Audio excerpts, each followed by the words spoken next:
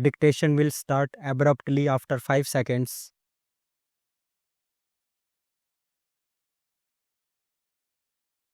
Honorable Speaker, Sir, to meet the needs of Amrit Kal and to facilitate optimum regulation in the financial sector, public consultation as necessary and feasible will be brought to the process of regulation making and issuing subsidiary directions to simplify, ease, and reduce cost of compliance.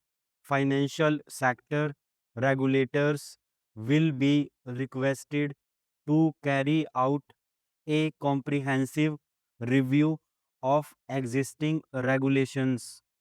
For this, they will consider suggestions from public and regulated entities.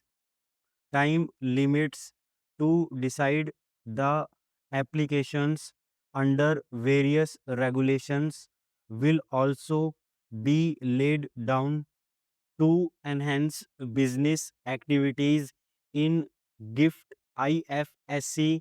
The following measures will be taken: delegating powers under the Special Economic Zone Act to IFSCA to avoid dual regulation, setting up a single window IT system for registration and approval from IFSCA, Special Economic Zone authorities, etc., permitting acquisition, financing by IFSC banking units of foreign banks, establishing a subsidiary of Exim Bank for trade, refinancing, amending IFSCA Act for statutory provisions for arbitration, ancillary services, and avoiding dual regulation under Special Economic Zone Act, and recognizing offshore derivative instruments as valid contracts to improve bank governance and enhance investors' protection. Certain amendments to the Banking Regulation Act, the Banking Companies Act, and the Reserve Bank of India Act are proposed to build capacity of functionaries and professionals in the securities market. SEBI will be empowered to develop, regulate, maintain, and enforce norms and standards for education in the National Institute of Securities Markets, and to recognize award of degrees, diplomas, and certificates. A central processing center will be set up for faster response to companies through centralized handling of various forms filed with field offices under the Companies Act for investors to reclaim unclaimed shares and unpaid dividends from the Investor Education and Protection Fund Authority with ease. An integrated IT portal will be established. Digital payments continue to find wide acceptance. In 2022, they show increase of 76% in transactions and 91% in value. Fiscal support for this digital public infrastructure will continue in 2023 to 24 for commemorating Azadi Ka Amrit Mahotsav. A one-time new small savings scheme, Mahila Samman Savings Certificate, will be made available for a 2-year period up to March 2025. This will offer deposit facility up to rupees 2 lakh. The maximum deposit limit for senior citizen savings scheme will be enhanced from rupees 15 lakh to rupees 30 lakh. The maximum deposit limit for monthly income account scheme will be enhanced from rupees 4.5 lakh to rupees 9 lakh for single account and from rupees 9 lakh to rupees 15 lakh for joint account. The entire 50-year loan to states has to be spent on capital expenditure within 2023 to 24.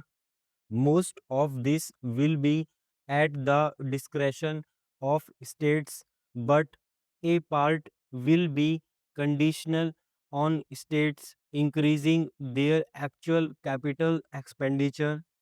Parts of the outlay will also be linked to or allocated for the following purposes: scrapping old government vehicles, urban planning reforms and actions, financing reforms in urban local bodies to make them credit worthy for municipal bonds, housing for police personnel above or as part of police stations, constructing unity malls, children and adolescents, libraries, and digital infrastructure, and state share of capital expenditure of central schemes.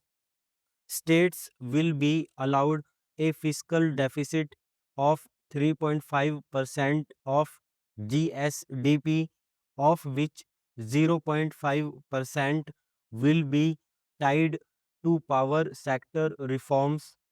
The revised estimate of the total receipts other than borrowings is rupees 24 lakh crore, of which the net tax receipts are rupees 21 lakh crore. The revised estimate of the total expenditure is rupees 42 lakh crore, of which the capital expenditure is about rupees 7.3 lakh crore. The revised estimate of the fiscal deficit is 6.4% of GDP, adhering to the budget estimate. Coming to 2023 to 24, the total receipts other than borrowings and the total expenditure are estimated at rupees 27 lakh crore and rupees 45 lakh crore respectively. The net tax receipts are estimated at rupees 23 lakh crore.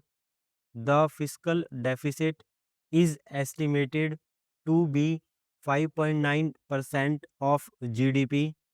In my budget speech for 2021 to 22, I had announced that we plan to continue the path of fiscal consolidation, reaching a fiscal deficit below 4.5% by 2025 to 26, with a fairly steady decline over the period.